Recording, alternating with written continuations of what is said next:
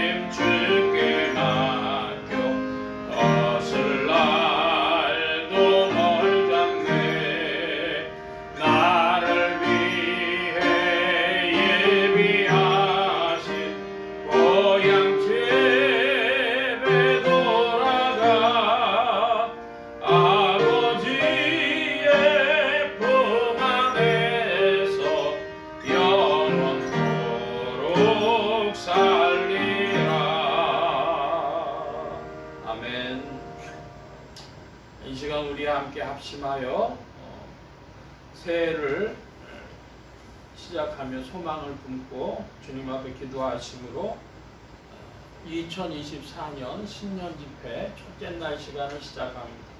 함께 기도합니다.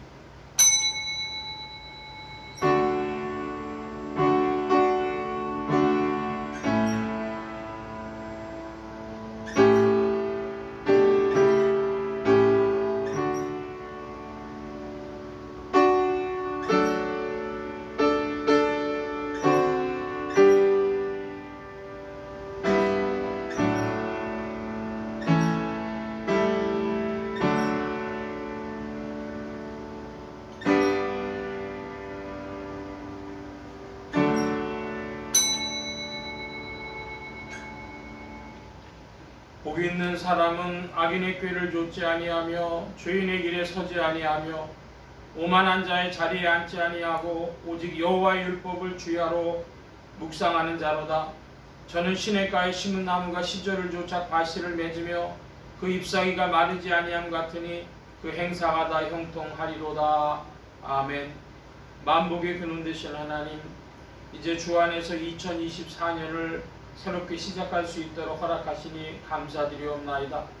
함께하여 주셔서 올 한 해 주님과 함께 소망을 품고 전진하는 발걸음이 되어지길 사모하오니 주님 역사하시며 인도하여 주옵시고 이제 또한 말씀과 함께 새로운 발걸음을 내디디려 하오니 말씀이 풍성한 한 해, 기도와 믿음이 풍성한 한 해가 되어지도록 충만히 역사하시고 이끌어 주옵소서. 주께서 함께 하심을 구하며 예수 그리스도의 이름으로 기도하옵나이다. 아멘. 찬송합니다. 358장 358장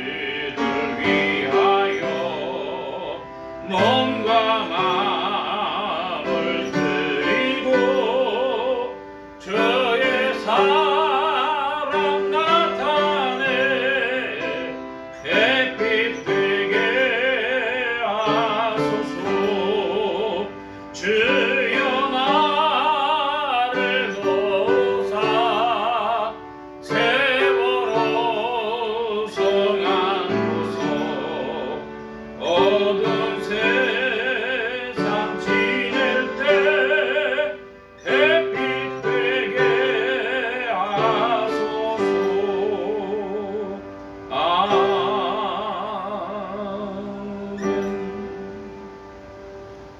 성경 말씀 베드로후서 제1장 1절로 3절까지의 말씀 우리가 함께 교독을 합니다. 제가 먼저 베드로후서 제1장 1절 말씀을 봅니다. 예수 그리스도의 종과 사도인 시몬 베드로는 우리 하나님과 구주 예수 그리스도의 의를 힘입어 동일하게 보배로운 믿음을 우리와 같이 받은 자들에게 편지하노니,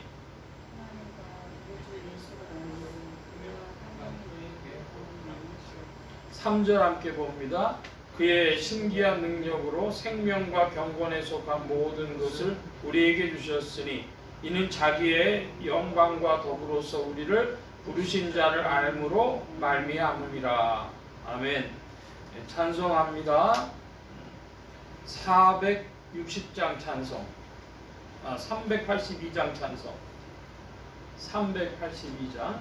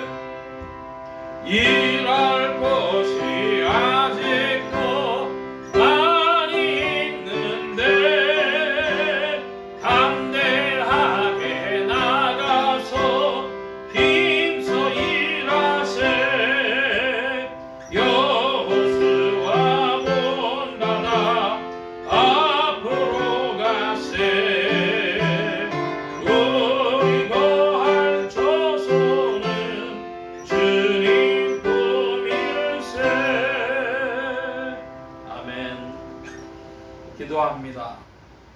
만복의 근원 되신 하나님 감사합니다. 이제 2024년을 말씀과 함께 시작하려고 합니다. 베드로후서의 말씀을 살펴보려고 합니다. 아버지 하나님, 이 말씀과 함께 우리의 심령이 주 안에 밝아지게 하시고 성령으로 붙들어 주셔서 이 시간 주의 은혜 가운데 이끌어 주시옵소서. 첫째 날입니다. 주 안에 세임 주시기를 구하고 감사하며 의지하올 때에 예수 그리스도의 이름으로 기도하옵나이다. 아멘.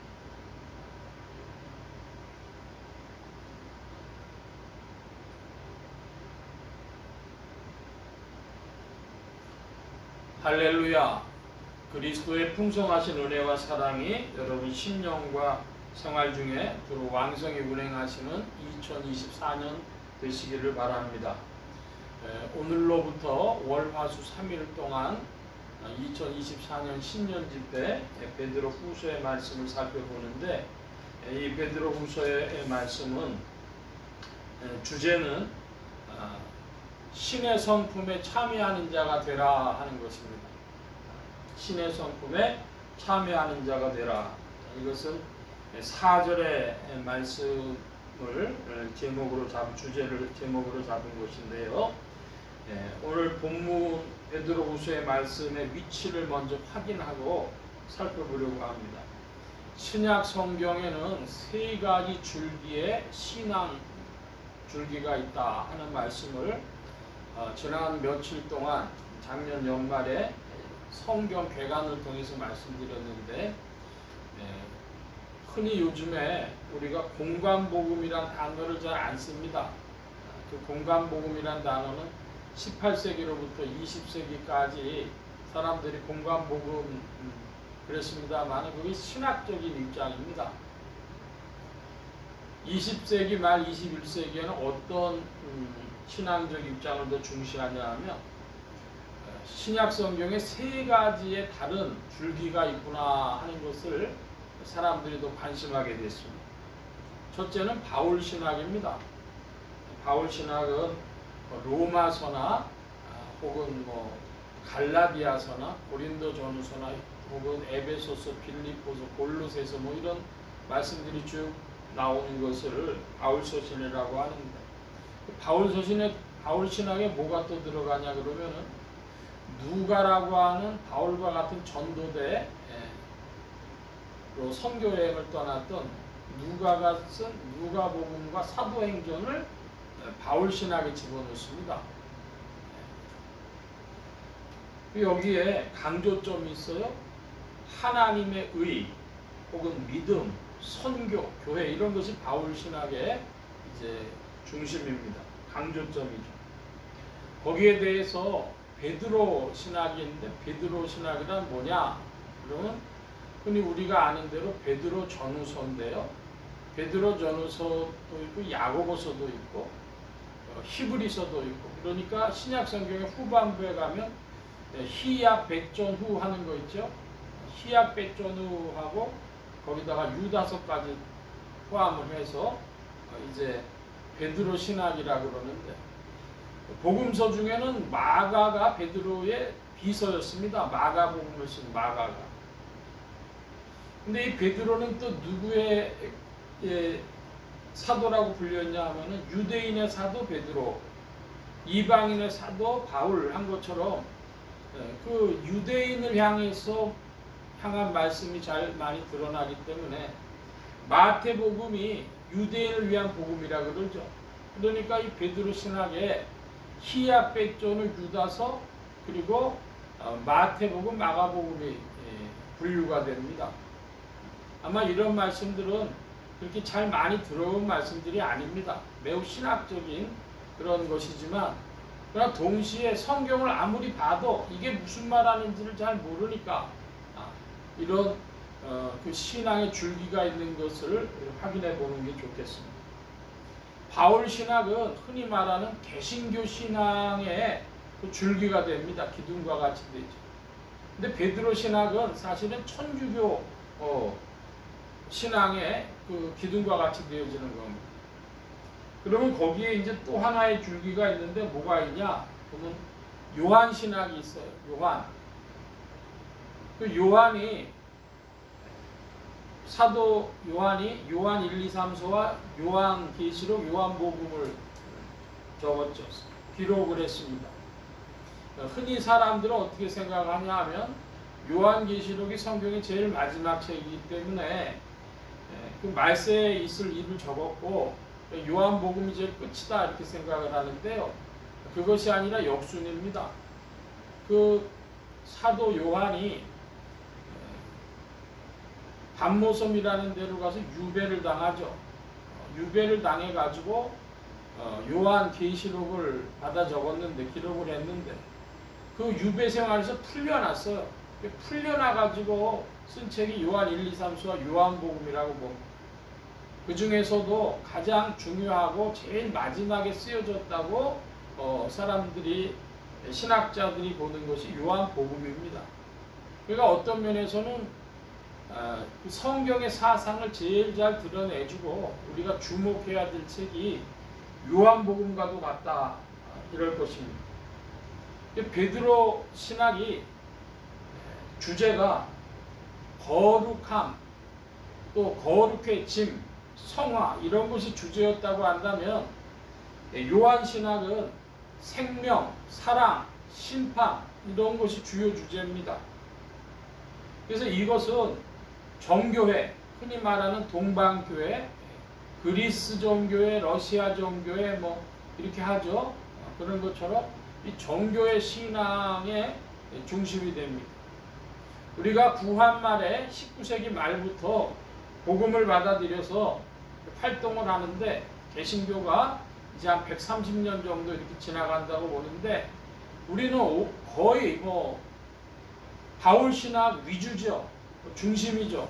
그러니까 다른 신앙적 입장과의 갈등이 부각이 안 돼요. 성경을 어떻게 읽느냐 할 때요. 성경이 갈등하는 대로 갈등하는 거. 그게 성경을 잘 보는 겁니다. 그러니까 성도들이 창세기부터 계시록까지 성경을 쫙 읽는데 평면으로 읽는 거죠. 이것이 물줄기가 되고 두 물줄기가 합류가 되고 혹은 두 개의 산맥이 마주보고 막 이런 것이 아니고 그냥 창세기부터 계시록까지 쭉 수평적으로 읽는 거예요.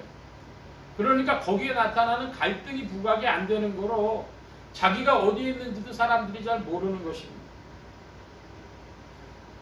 바울 신학의 위치, 베드로 신학의 위치, 요한 신학의 위치 이것들이 서로 갈등을 합니다. 그럼 성경은 갈등하고 끝내라고 갈등했을까요? 아니죠.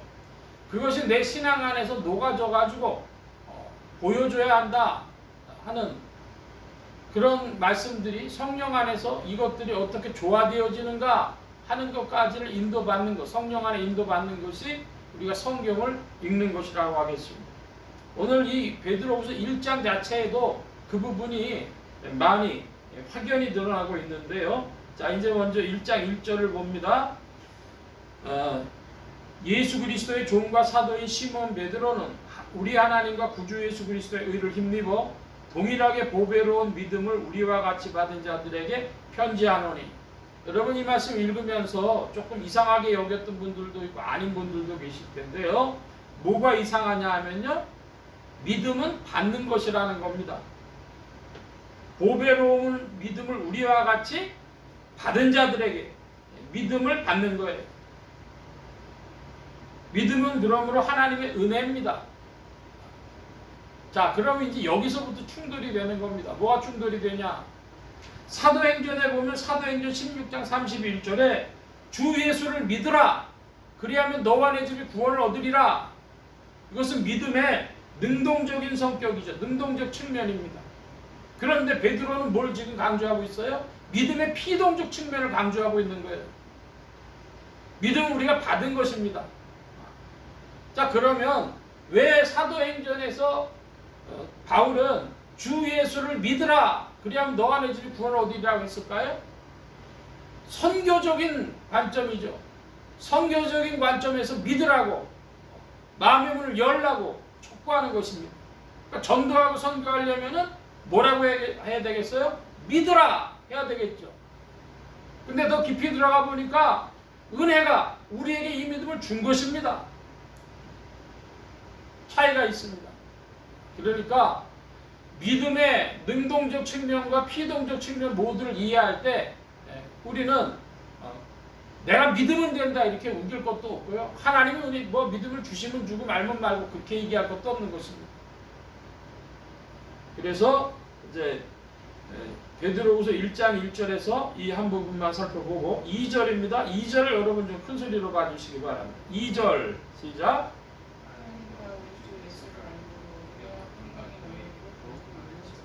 예, 이 2절 말씀을 좀 우리가 알기 쉽게 바꾸면 이렇게 되는 거예요.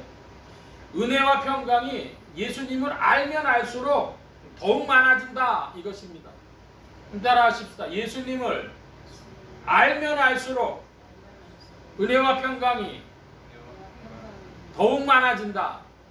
그러니까 예수님 이름만 알면 됐지. 아니죠. 예수님 뭐에 대해서도 알아요? 예수님의 본성이 어떻게 되시냐, 하나님이시냐 인간이냐, 그것도 알아야 되겠죠. 예수님이 지상에 오셔서 하신 사역에 대해서도 알아야 되겠죠. 그리고 그리스도의 몸된 교회가 2000년 동안 펼쳐져 온 역사도 좀 알아야 되겠죠. 그러나 무엇보다도 주님의 마음을 알아야 할 것입니다. 주님의 성품을 알아야 할 것입니다. 주님을 알면 알수록 우리에게 은혜와 평강이 더욱 풍성해집니다. 많아지는 것입니다. 자, 3절 말씀으로 가서 3절은 조금 살펴봐야 되겠는데 문장이 깁니다. 그의 신기한 능력으로 생명과 경건에 속한 모든 것을 우리에게 주셨으니, 간단하게 하나님은 우리에게 주셨다고 합니다. 뭘 주셨다고 합니까? 생명과 경건에 속한 모든 것을 주셨다. 그러니까 우리는 하나님으로부터 생명과 경건에 속한 것을 받은 것입니다. 그 받는 방식, 받는 통로가 나오는데요. 이는 자기의 영광과 덕으로서 우리를 부르신 자를 알므로 말미암음이니라. 뭐라고 했습니까? 그 하나님께서 생명과 경건에 속한 것을 주실 때 받는 통로가 뭡니까? 이것도 알므로입니다. 알므로. 뭐를 알아요? 자기의 영광과 덕으로서 우리를 부르신 자를 알므로 그랬습니다. 여기에 자기의 영광과 덕이라는 것은 그리스도 자신과 그 그리스도의 덕을 말합니다. 자, 아마도 개신교 신앙 안에서 덕이라는 것이 위치가 별로 없습니다. 덕이 뭐냐? 덕이라는 말을 별로 다루어 보지도 않았을 겁니다. 제가 한 10여 년 전에 안양 쪽에 어떤 평생교육원 이제 붐이 불었을 때 그 평생교육원 중에 하나가 덕세움이라는 데가 있었어요. 덕세움. 덕을 세운다. 이것이죠. 그러면 덕이라는 게 뭐냐? 헬라어로 아레테라고 합니다. 아레테. 영어로 버추어 하는 것인데 이거 좀 따져보면 내용인즉슨 생각과 감정과 행동에 윤리적인 도덕적 선함이 있다. 모랄 굿니스가 있는 것, 그걸 덕이라고 합니다. 뭐에?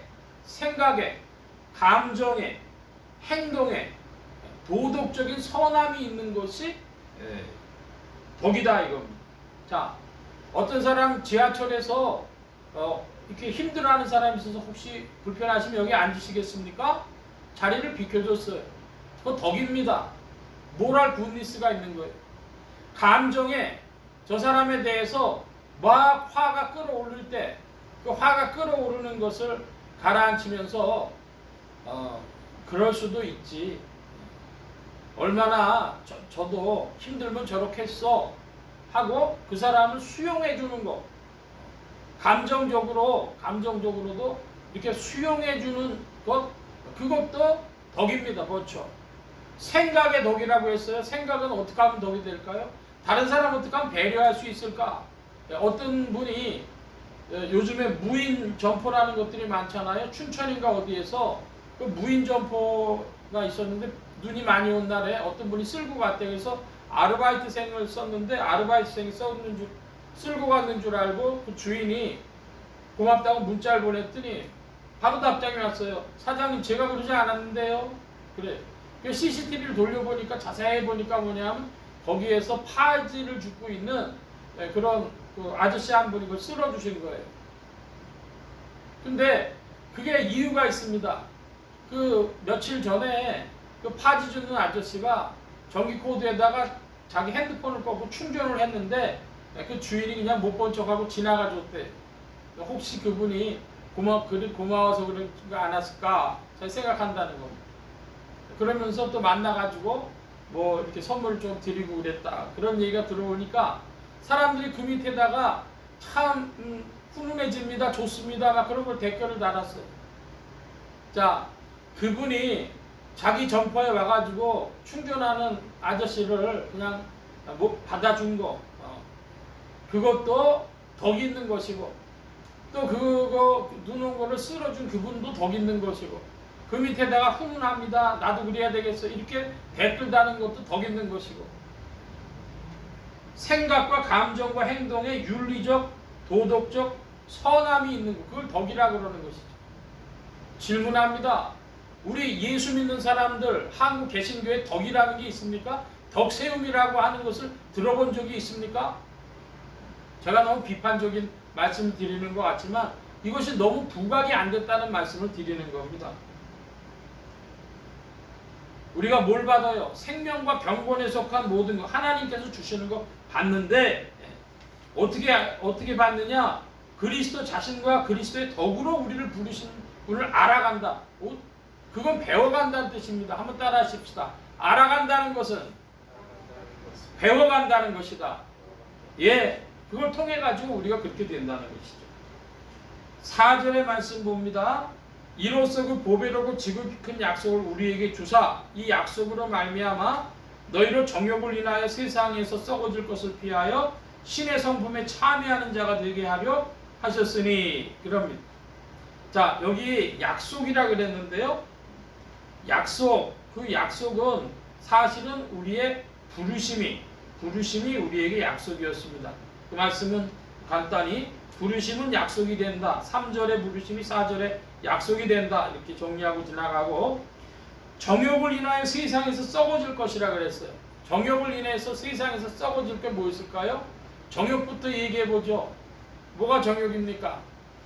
사람 육체의 정욕, 안목의 정욕, 이생의 자랑이라고도 표현을 했고, 이 정욕에 속한 것들을 우리가 쉽게 살펴보자면 소유욕과 명예욕, 그 다음에 식욕, 성욕, 그리고 지배욕, 이런 것들이 인간의 정욕이죠.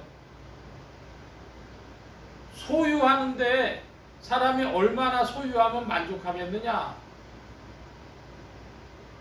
또 명예욕 있는 사람들도 있고요. 이건 더 말씀 안 드립니다. 그 성욕, 식욕, 지배욕 그랬는데요. 예, 그 식욕에 대해서 좀 말씀드릴게요. 성욕은 그 역사상 어디에서나 나타납니다. 그래가지고 동양에서는 이제 주색잡기라 이런 표현을 했죠. 그런데 로마 제국에서는 어땠냐 그러면 로마에서는요, 먹는 거, 그 먹는 거 파티하는 거에 굉장히 힘을 썼어요. 그래가지고 사람들이 맛있는 걸 엄청 찾았습니다. 토하고 먹고 할 정도로. 그래서 이 토하기 위해서 특별하게 무슨 새 깃털 같은 걸 준비해 놨다가 했다 그러죠. 사람들이 얼마나 식욕조차 그러한 것이냐 알 수 있고, 지배욕이 있어요. 그 지배욕이라고 하는 것은 사람에 대한 겁니다. 무욕은 물건에 대한. 그렇다면은 지배욕은 뭐냐면 사람에 대한 거예요. 사람이 지배가 잘 안 될 때 폭력을 씁니다. 폭력을 쓰는 그런 일들이, 욕을 하고 폭력을 쓰고 막 그런 일들이 다 지배욕에서 나오는 것이죠. 자, 그런 모든 것들은 세상에서 썩어질 것이라고 합니다. 제가 한 번은 이야기를 들었는데 어떤 이가 BMW 차가 그렇게 사고 싶더래요. BMW 차가 사고 싶어가지고, 남들은 벤츠를 샀는데 자기 BMW가 이렇게 좋아가지고 BMW를 샀는데 한 2태를 타고 나니까 이제는 다 귀찮더라는 거예요. 고장도 가끔씩 나는 것도 있고, 팔아버리려고 하는데 이게 자기가 샀을 때는 억 단위를 주고 샀는데 몇 천만 원대로 뚝 떨어지니까 화가 나고 억울하더래요. 그래서 겨우겨우 어떻게 팔고 났어요. 그랬더니 다시는 그렇지 않단다. 정욕으로 인해서 세상에 썩어질 것들, 그것들은 어떻게 돼야 합니까? 피해야 됩니다. 버려야 됩니다. 멀리해야 됩니다. 자, 그렇게 해서 약속으로 말미암아 우리가 신의 성품에 참여하는 자가 된다 그랬는데, 우리 개역 한글판에는 신의 성품에 참여하는 자 그랬고요. 개역 개정판에는 신성한 성품에 참여하는 자 이렇게 되어 있습니다. 근데 사실은 이 개역 한글판의 번역이요 보다 좀 더 분명한 데가 있어요. 신의 성품, 즉 하나님의 성품에 참여하는 겁니다. 바울 신학에는 능동적인 믿음으로 믿음을 제한하고 이해하고 또 믿음으로써 의를 얻는 이심층의 구원에 대한 부각이 굉장히 크죠. 바울 신학도 그게 다가 아닙니다. 그렇지만 그런 부분이 있어요. 그러니까 이 이심층의에 대한 부분이 있어서 층의만 받으면 어떻게 돼요? 층의만 받으면 구원이죠. 그러니까 신의 성품에 참여하는 것은 아예 생각해 본 바가 없어요. 그건 말도 안 되는 소리지 생각해 본 바가 없는 것입니다. 오늘 한국 개신교의 문제는 여기에 있다고 저는 봅니다. 2024년에 전환이 있기를, 한국교회가 지금 많이 전환되고 있어요. 그래서 큰 전환이 있는 한 해가 되기를 바랍니다. 이 부분은 동방정교회에서 정교회에서 이 부분을 굉장히 부각을 시키는데, 이걸 보고 신의 성품에 참여하는 걸 보고 신화라고 부릅니다. 테오시스하고 테오이시스하고 다른데요. 테오시스라고 하는 것은 하나님 되기입니다. 하나님 된다는 거예요. 그건 이단이죠. 그런데 하나님처럼 된다, 하나님을 닮는다, 테오이시스, 이것이 바로 신의 성품에 참여하는 자입니다. 흔히 신학적으로 말할 때 사람들이 칭의, 성화, 영화, 신화 그런 표현을 합니다. justification, sanctification, glorification, deification 그런 단어들을 쓰긴 해요. 자, 그런데 성도들이 교회 안에서 들어본 바로는 주로 뭐만 들어보냐면 칭의나 성화에 대해서 들어봐요. 그러나 영화나 신화 같은 얘기는 들어본 바가 거의 없을 겁니다. 저 개인적인 걸 가지고 이야기한다면 우리 개신교에서의 성화는 성경이 얘기하고 있는 그 성화에 한 60% 정도밖에 보여주질 않는 거예요.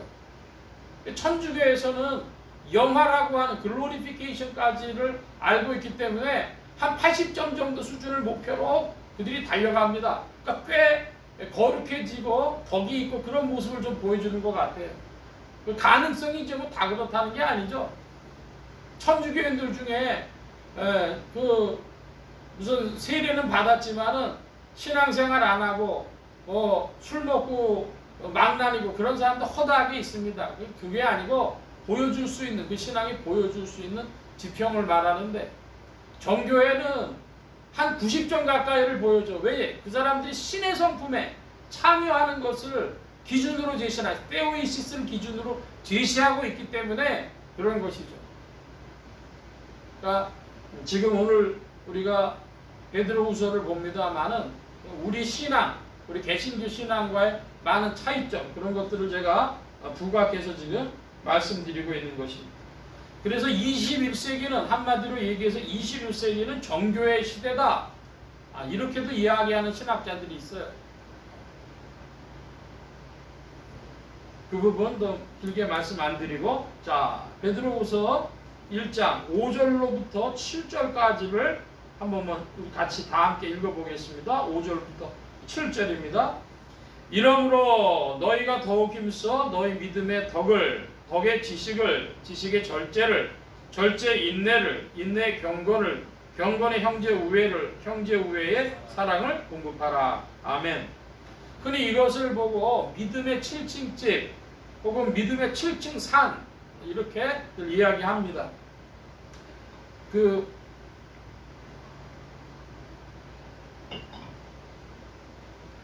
7층 산이라고 하면은 규모가 좀 더 커져 보이죠. 어느 쪽으로 불러도 뭐 크게 차이가 없습니다만은, 먼저 믿음이라고 하는 그 터 위에다가 1층 집이 뭡니까? 1층 집이 덕, 1층 집이 덕입니다. 2층 집이 지식입니다. 3층 집이 뭐죠?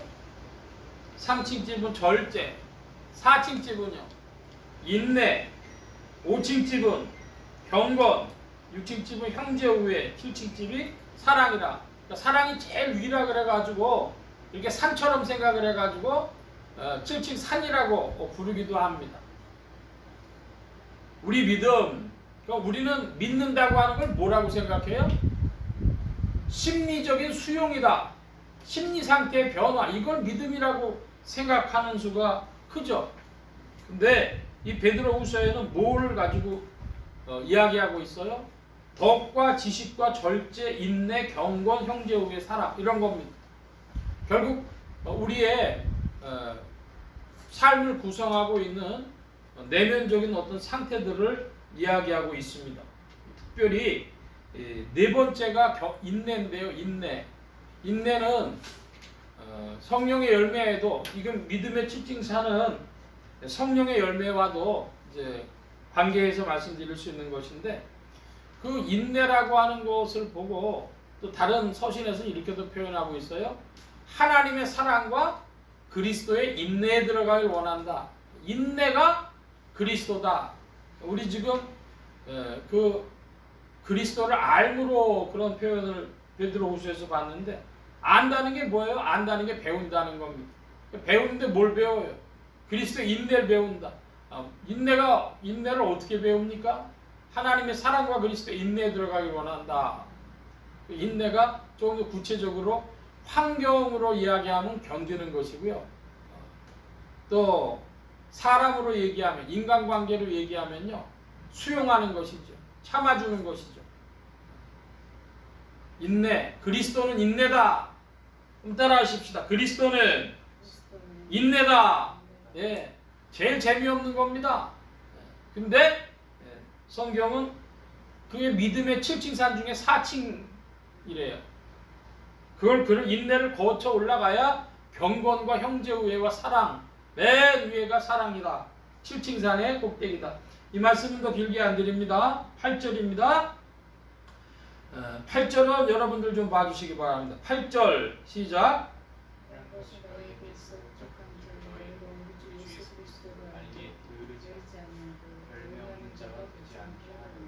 예, 8절의 메시지는 이거죠. 믿음의 칠친산을 통해서 그리스도를 알기에 부지런하고 열매 풍성한 자가 되자, 이것이죠.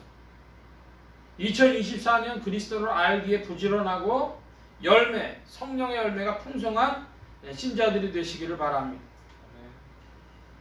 자, 계속해서 서둘러 봅니다. 9절 제가 봅니다. 이런 것이 없는 자는 소경이라 원시치 못하고 그의 예죄를 깨끗하게 하심을 잊었느니라. 이런 것이 없는 자는, 그리스도를 알기에 부지런하고 열매 풍성한 자, 믿음의 칠친산이 되어지지 않는 자들은 뭐라고 했습니까? 소경이래. 보지 못하는 자래요. 멀리 볼 수 없다는 겁니다. 뭐를 깨끗게 하신 걸 잊었다고 합니까? 그의 옛 죄를 깨끗게 하심을 잊었느니라. 이게 무슨 말씀이냐? 주님께서 우리의 죄를, 죄악된 옛 생활을 깨끗게 하신 이유는 뭡니까? 그 사람을 부르셔서 새롭게 하시고 새 사람 새 생활로 부르신 겁니다. 근데 믿었는데 새 사람 새 생활의 일들이 부지런히 일어나질 않아요. 뭐 이상한 사람인 거죠. 이상한 사람인 겁니다. 부르셨는데 새 사람 새 생활의 일이 이루어지지 않는 것에 대한 지금 경책의 말씀을 주는 겁니다.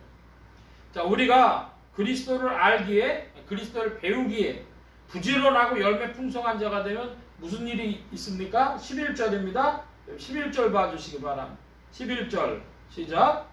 같이 하면 우리 주 예수 그리스도의 영원한 나라에 들어감을 넉넉히 너희에게 주시리라. 아멘. 자, 여기 보면 11절에 우리 주 곧 구주 예수 그리스도의 영원한 나라라 그래요. 이게 천국이죠. 구주 예수 그리스도의 영원한 나라, 천국에 들어가는데 어떻게 들어가요? 넉넉히 들어간다는 거예요. 넉넉하게. 자, 예를 들어서 우리 대학 입시를 할 때 보면은 카트라인이라고 하는 게 있죠. 카트라인이 예를 들어 60점이라고 하십시다. 60점인데 아이고 야 이거 59점이냐 60점이냐 그럴 수도 있어요. 신경 쓸 때 많습니다. 합격자 발표할 때 보면 한 문제 때문에 틀렸어, 두 문제 때문에 틀렸어 그러잖아요. 그 수준이 아니고 넉넉히 들어갔다. 이건 뭐예요? 넉넉히 아유 카트라인이 60점인데 80점이야, 85점이야. 넉넉했어. 어떤 사람은 저 운전면허 시험 보는데요. 하루밖에 공부를 못했대요. 그런데 시험을 보고 났더니 그래도 뭐 카트라인이 60점인가 했는데 90몇 점 받았어. 그러면서 넉넉했어 그런 말을 합니다. 바로 그게 넉넉한 것이죠. 주님이 그리스도인들에게 바라시는 무언가가 있을 겁니다. 근데 그것이 이제 부지런해가지고 그리스도를 열심히 배우고 열매가 풍성한 자라면 넉넉히 들어간다는 거예요. 그러니까 이 부분은 믿으면 구원받는다라고 하는 말씀과 어떤 부분에서는 달라질 수가 있습니다. 믿으면 바로 천국 간다 이런 것이잖아요. 근데 믿으면 바로 천국 간다는 얘기가 아니라 이 말씀은 뭐예요? 예수를 부지런히 배워서 열매가 풍성해서 넉넉히 들어가라. 사실은 성령이 이 일을 이루어 주시는 겁니다. 그가 분명하게 성령으로 말미암아 믿은 자라면 그럼 당연히 인도함을 받아서 넉넉히 들어가게 되겠죠. 이 당연한 문장이 잘 안 되는 거예요. 왜 안 될까요? 이 지상에서 성령과 함께 그리스도 예수를 믿고 성령과 함께 당연히 돼야 될 일이 왜 잘 안 될까요? 안 되는 이유는 두 가지입니다. 뭐냐? 마귀가 그 흑암 속으로 인생들을 붙들고 죄악 권세 가운데를 끌고 가려고 하는데 안 놓치려고 흔들어 보는 것이죠. 근데 마귀가 그것 갖고 이길 수가 없습니다. 뭐 때문에 그럽니까? 그 인생이 자기가 가지고 있는 정욕 때문에 물욕과 명예욕과 혹은 성욕과 식욕과 지배욕과 이런 것들 때문에 사실은 사람들이 자기 욕망 때문에 성령의 일들이 이루어지지 않는 것이죠. 그걸 보고 10절에 이렇게 표현했습니다. 너희가 이것을 행한 즉 언제든지 실족지 아니하리라 그랬습니다. 실족지 아니하리라. 우리말 성경에는 실족이라고 돼 있어요. 그런데 헬라 원어에 보면은 푸타이오 이렇게 돼 있습니다. 푸타이오라고 하는 것은 세 가지로 해석이 되는데요. 하나는 발에 걸리다, 발을 헛디디다, 비틀거리다 이런 뜻을 가지고 있어요. 발을 헛디디는 거 이게 푸타이오입니다. 두 번째는 실수하다, 실패하다 그런 뜻을 가지고 있어요. 실족하다라는 뜻이 실패하다, 실수하다. 세 번째 뜻은 뭐냐면요, 타락하다라는 뜻을 가지고 있어요. 타락하다. 영어로 보면은 fall into misery 그랬습니다. 혹은 become wretched 이래가지고 사람이 비참한 상태로 떨어지는 거. 그 타락이라고 하는 거지. 현대 개신교 신앙, 우리 한국 개신교 신앙에 없는 게 있어요. 그게 뭐가 없냐 그러면 타락이라는 개념이 없습니다. 이 푸타이오가 없어요. 비참함에 떨어지다 그런 개념이 없습니다. 왜 그래요? 마음의 심리적으로 수용하기만 하면 구원인데 거기에 무슨 타락이라는 게 나올 수가 있어요. 믿음이라는 게 심리적 수용인데. 여러분, 믿음은 심리적 수용을 꼭 필요로 합니다. 할렐루야. 우리 개신교 신앙이 잘못된 게 아니에요. 문제는 그걸 넘어서 성경이 더 말씀하고 있는 걸 이야기하지 않으면 문제가 된다는 거예요. 성령을 따라 전진해야 되는 걸 안 할 때 문제가 된다 이것입니다.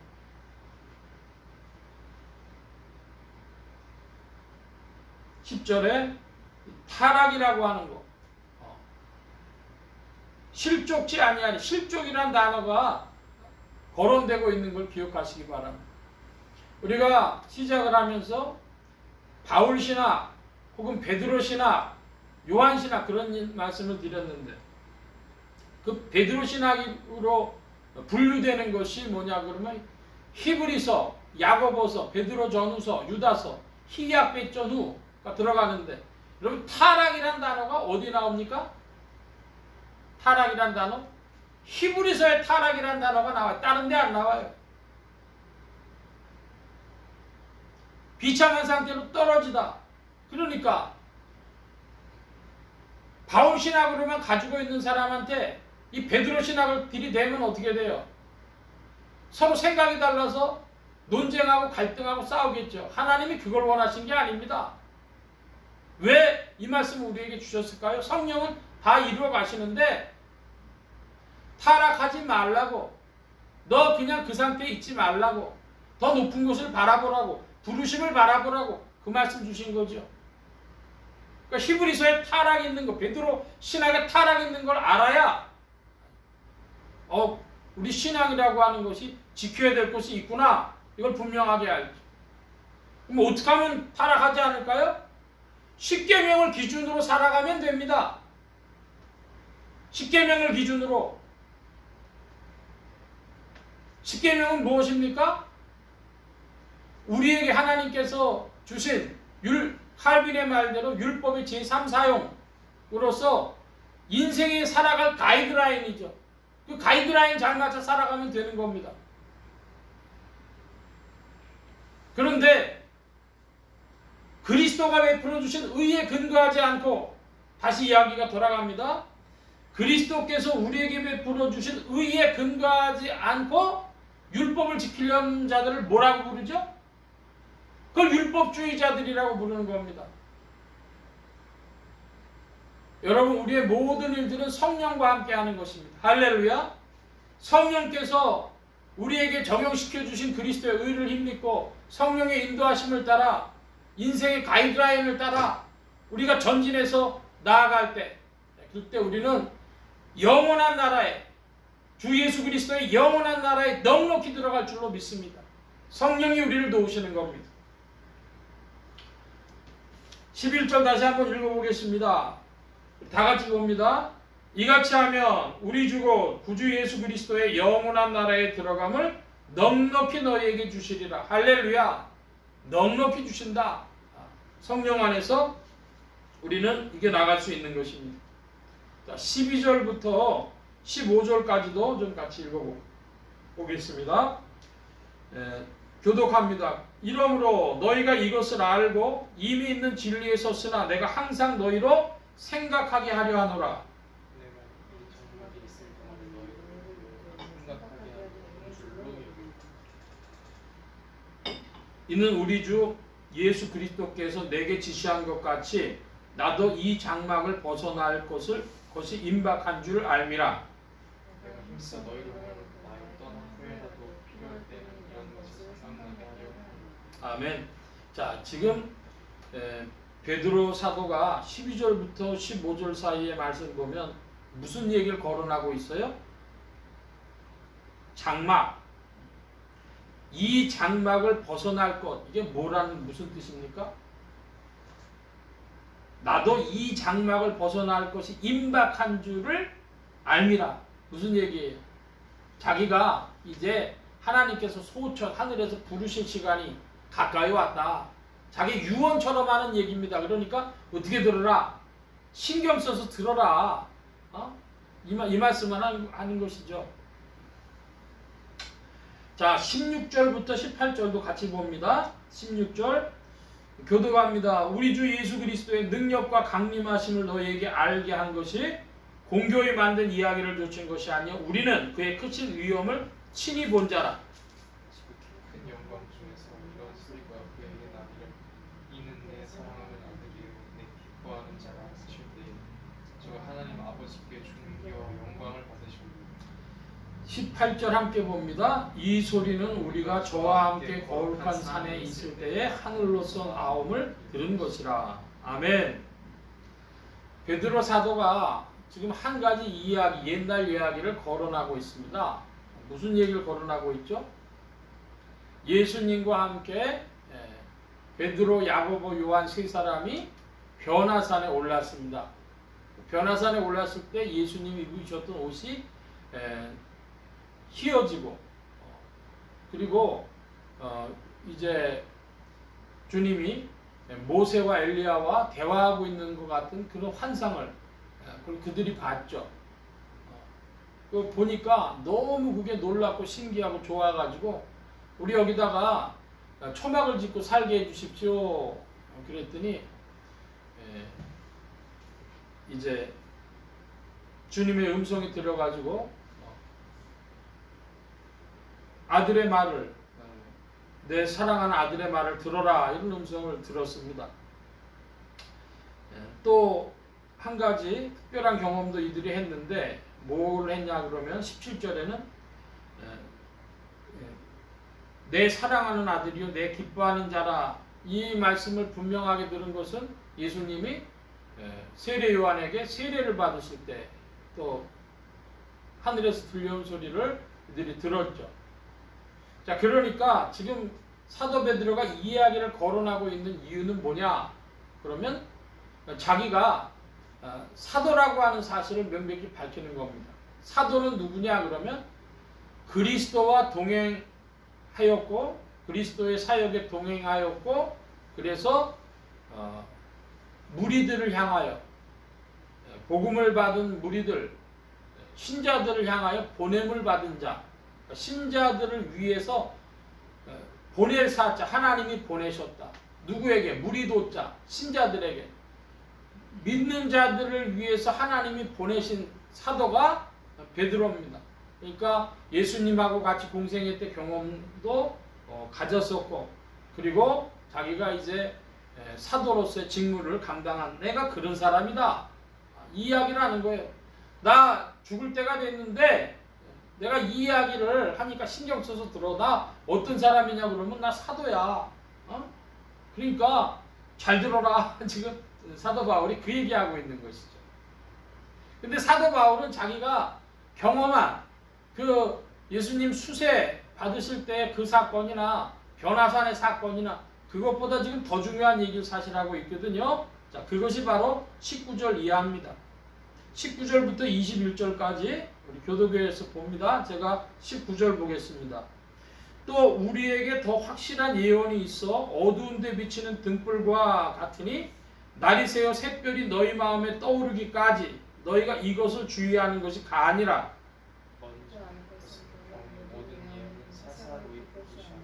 21절 함께 봅니다. 예언은 언제든지 사람의 뜻으로 낸 것이 아니요 오직 성령의 감동하심을 입은 사람들이 하나님께 받아 말한 것임이니라. 아멘.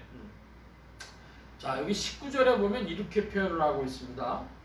또 우리에게 더 확실한 예언이 있어. 그럼 더라고 하는 건 뭐죠? 비교급입니다. 그럼 비교의 대상은 뭐예요?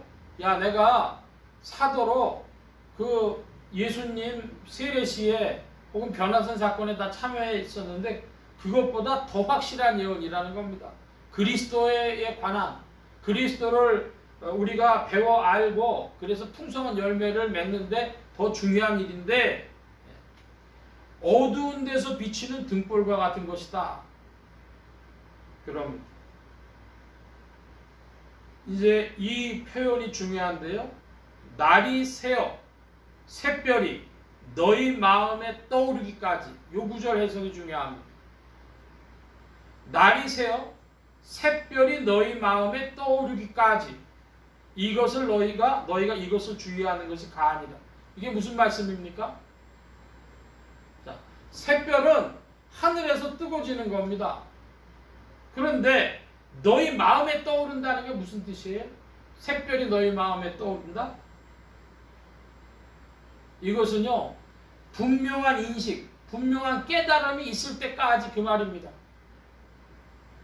너희한테 이 분명한 인식이 떠오를 때까지 이 말씀, 이 그리스도를 알므로 열매를 풍성하게 맺게 되는 이 말씀을 확실하게 인식할 때까지 주의하는 것이 가하다 이것입니다. 그러니까 사람들이 지금 사도 베드로가 자기가 사도라는 이야기, 예수님 사건에서 경험했다는 이야기, 그것들을 하고 여기다가 이 얘기까지 덧붙이는 거 뭐죠?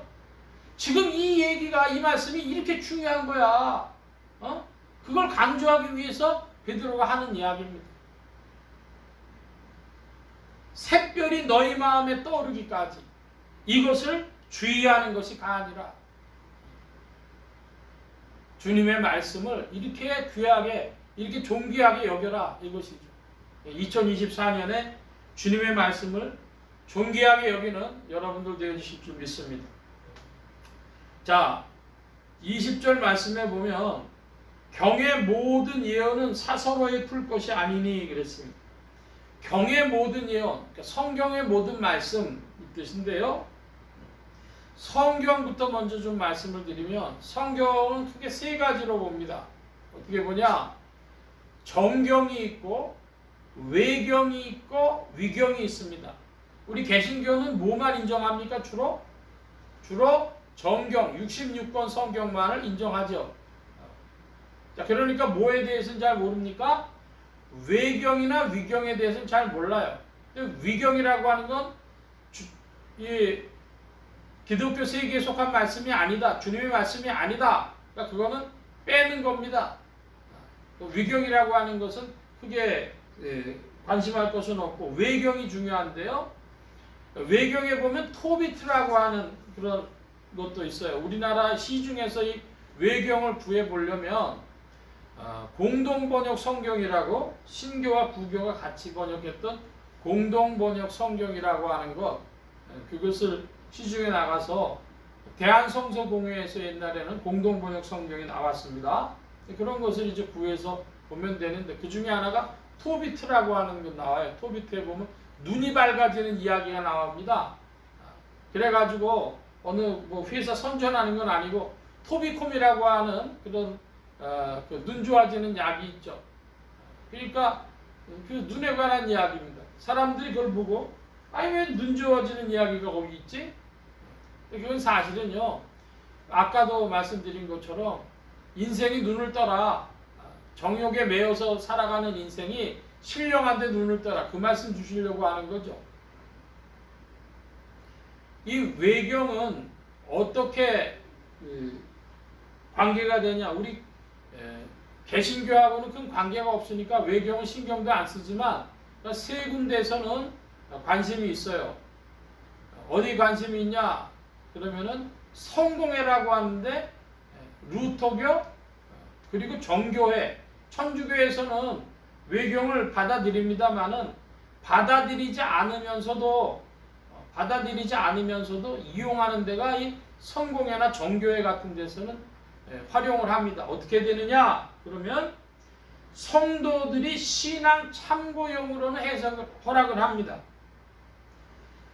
정경은 설교의 본문이 될 수 있고 설교에서 해석될 수 있고 성도들이 연구할 수 있어요. 그게 정경이에요. 근데 외경은 뭐냐면 성도들이 신앙의 참고용으로 연구할 수는 있어요. 두 번째로는 외경은 설교 본문 자체가 될 수는 없으나 읽거나 설교 본문의 해석 자료로 사용될 수는 있습니다. 그러니까 성공회나 정교회 같은 데서 이 강단에서 외경을 읽을 수는 있어요. 그러나 그걸 가지고 무슨 성경을 해석하는 근거 구절로 들이댈 수 없습니다. 이거 한국 사람들은 기냐 아니냐만 이렇게 중요하니까 정경이면 되고 외경은 필요 없고 이제 보통 이렇게 되는데 성공회에서는 정교회에서는 어떻게 되냐 하면 설교할 수는 없다. 외경은 설교 본문이 될 수 없다. 그렇지만은 설교 중에 일부 인용할 수 있고 그리고 성무 일도라 그래가지고 그 성경을 쭉 낭독하는 데는 낭독은 할 수 있다. 그리고 성도들이 자기 신앙에 참고할 수는 있다. 이런 정도입니다. 자, 성경에 관한 말씀을 드렸고 우리는 기준이 뭡니까? 우리 기준은 정경이죠. 근데 외경에 대해서 지나치게 이건 뭐 틀린 거라고까지 하시는 분들이 있는데 그건 아니고 참고용으로 활용할 수는 있다 이겁니다. 자, 이제 푼다고 하는 말씀이 있어요. 예언은 언제든지 사람의 뜻으로 난 것이 아니요 오직 성령의 감동하심을 입은 사람들이 하나님께 받아 말한 것입니다. 성경은 받아 말한 것입니다. 자기들 쓴 것이 아니라 감동을 받아서 성령의 감동을 받아서 이제 썼는데 해석 문제가 있어요. 해석이 20절입니다. 사사로이 풀 것이 아니니 그랬습니다. 사사로이 풀 수 없다. 그럼 사사로이 풀 수 없다는 건 뭡니까? 사사로이 풀 수 없다는 것을 이제 교회적으로 이야기를 한다면 성경을 해석할 수 있고 강의할 수 있는 권한이 있습니다. 성경을 해석할 수 있고 성경을 강설할 수 있는, 즉 설교할 수 있는 권한이 있는 사람들이 있습니다. 이걸 보고 설교권이라 그러는데요. 설교권은 누가 가지고 있는가? 그러면은요.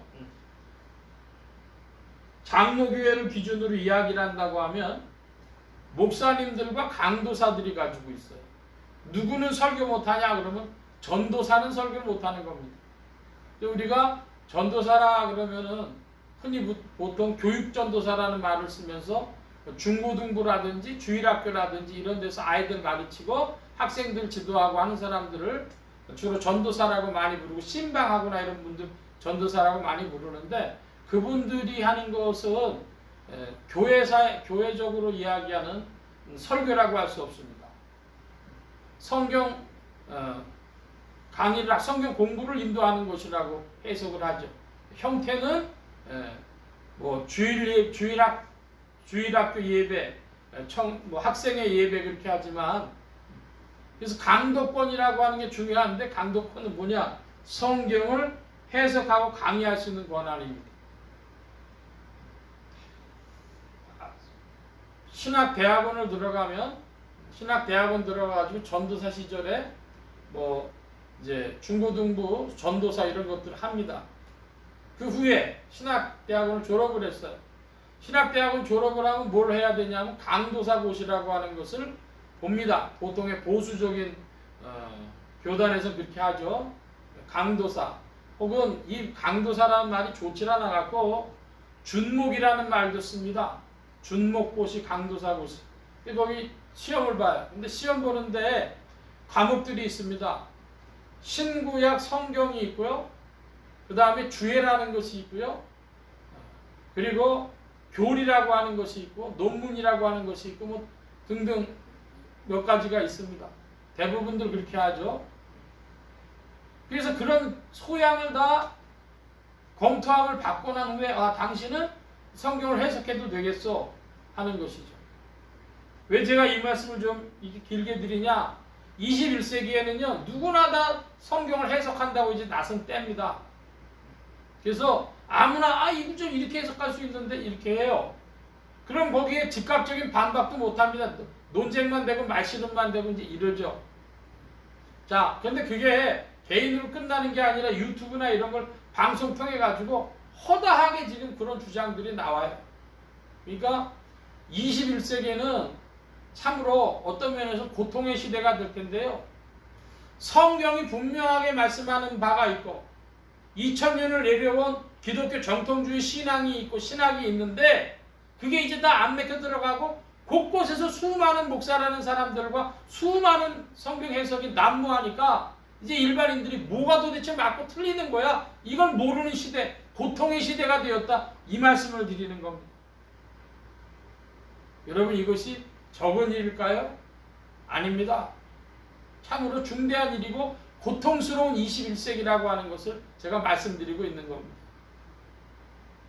그러므로 성경을 해석하기 위해서 전통적으로 내려온 주석이라고 하는 것이 있죠.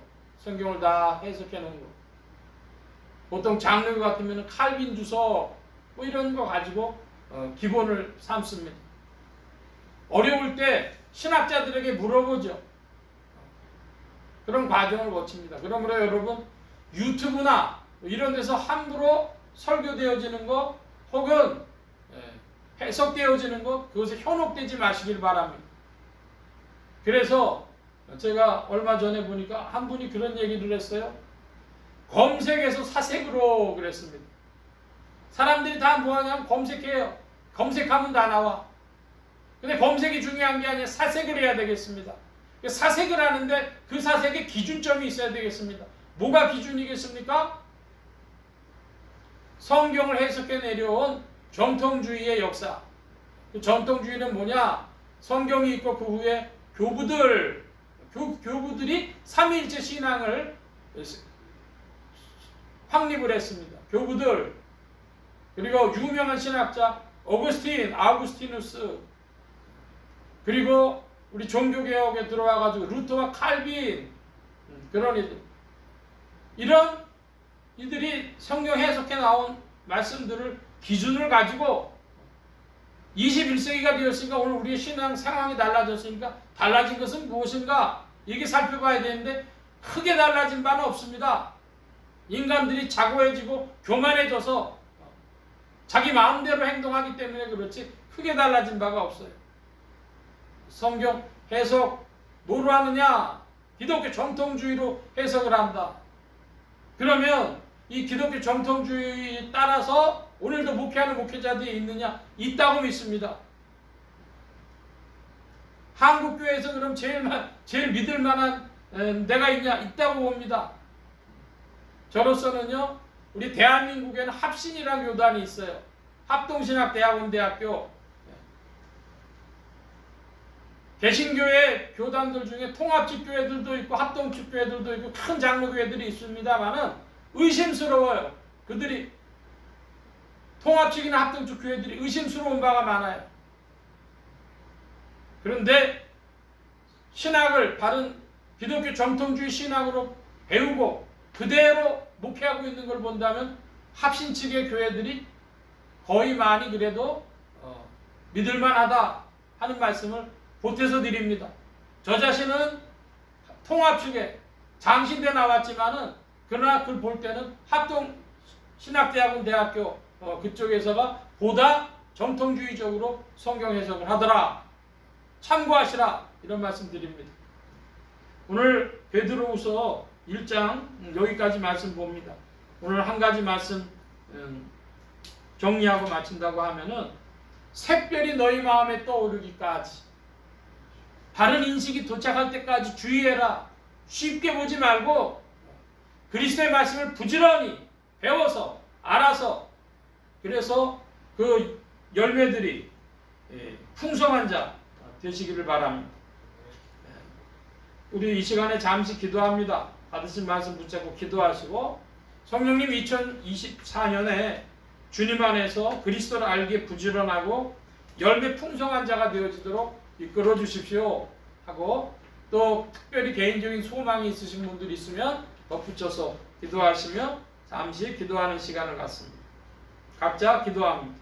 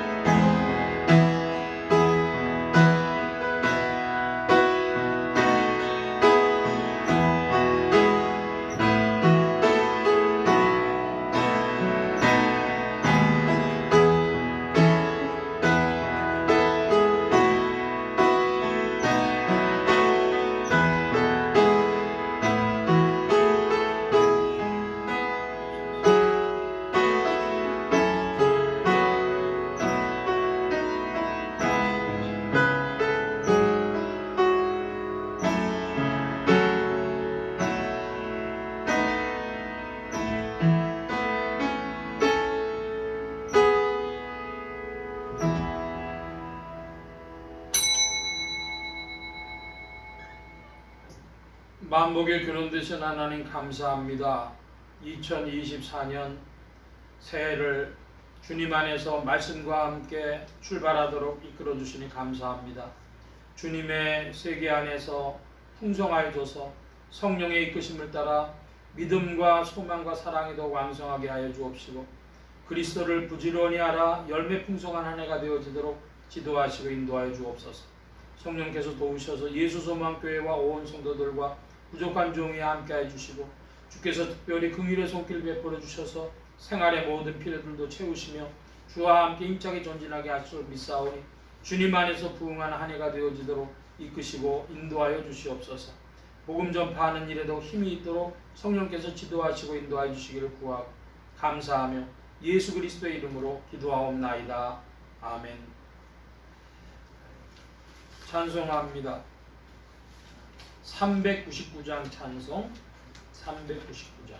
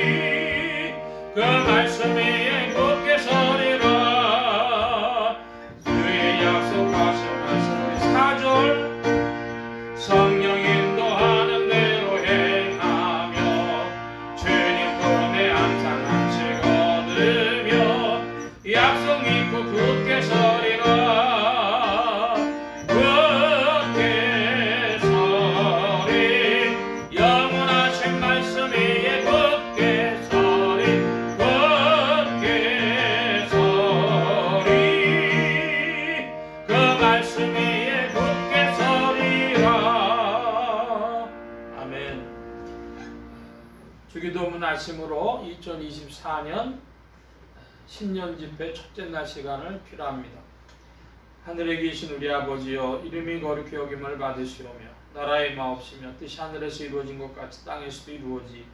오늘날 우리에게 일용할 양식을 주옵시고 우리가 우리에게 죄 지은 자를 사하여 준 것 같이 우리 죄를 사하여 주옵시고 우리를 시험에 들게 하지 마옵시고 다만 악에서 구하옵소서. 그의 나라와 권세와 영광이 아버지께 영원히 있사옵나이다. 아멘.